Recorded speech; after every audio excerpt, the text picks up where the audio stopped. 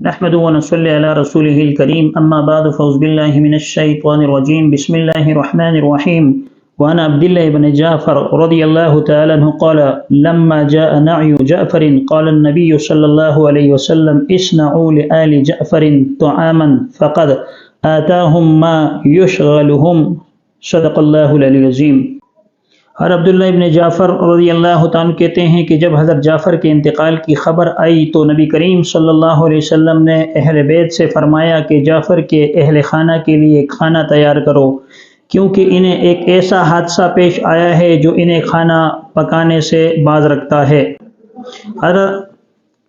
عبداللہ ابن جعفر رضی اللہ تعالیٰ سے جو روایت مروی ہے، فرماتے ہیں کہ جب حضرت جعفر رضی اللہ تعالیٰ کے ہاں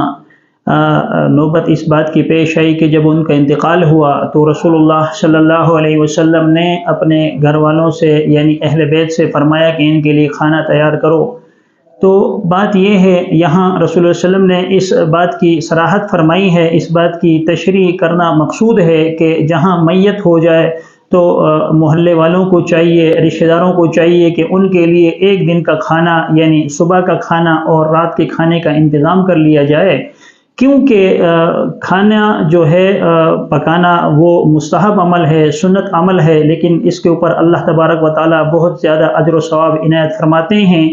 اس کی وجہ فقہا یہ بھی بیان فرماتے ہیں کیونکہ جہاں میت ہو جاتی ہے تو جو میت کے لواحقین ہوا کرتے ہیں وہ اضطراب کی حالت میں ہوتے ہیں، بے چینی کی حالت میں ہوتے ہیں، ایک اذیت کی وجہ سے، ایک تکلیف کے باعث وہ کھانا پکانے سے بعض اوقات قاصر رہتے ہیں، یا اس طرف ان کی توجہ مبذول نہیں ہوتی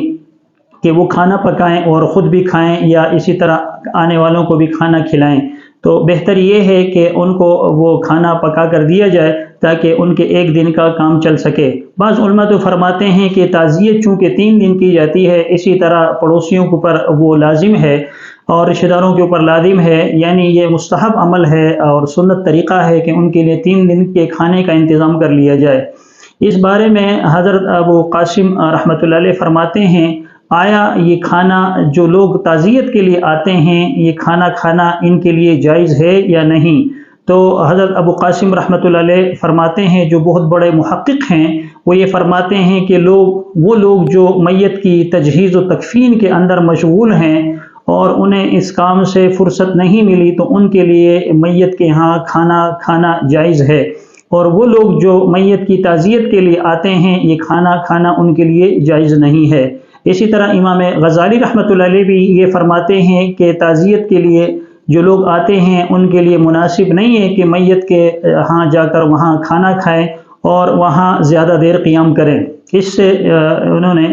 اس سے منع فرمایا ہے اور اس کو مکروہ طریقہ قرار دیا ہے۔ البتہ علماء کرام فرماتے ہیں کہ جہاں تعزیت کے لیے جایا جائے تو بہتر یہ ہے کہ میت کے ہاں جب جائے تعزیت کے طور پر تو اس وقت ان کے ہاں کھانے کے لیے نہ ٹھہرے اور نہ وہاں کھانا کھائے، بلکہ کوشش اس بات کی کرے کہ تعزیت کر کے وہاں سے جلد ہی رخصت ہونے کی کوشش کرے اور جلد ہی وہاں سے واپس لوٹ جائے۔ تو مناسب نہیں ہے کہ انسان تعزیت کے لیے جائے اور وہاں کھانا کھا کر آ جائے۔ اللہ تبارک و تعالی ہمیں رسول اللہ صلی اللہ علیہ وسلم کی سنت مطہرہ پر عمل کرنے کی توفیق عطا فرمائے۔ آمین۔ وآخر دعوانا الحمد للہ رب العالمین۔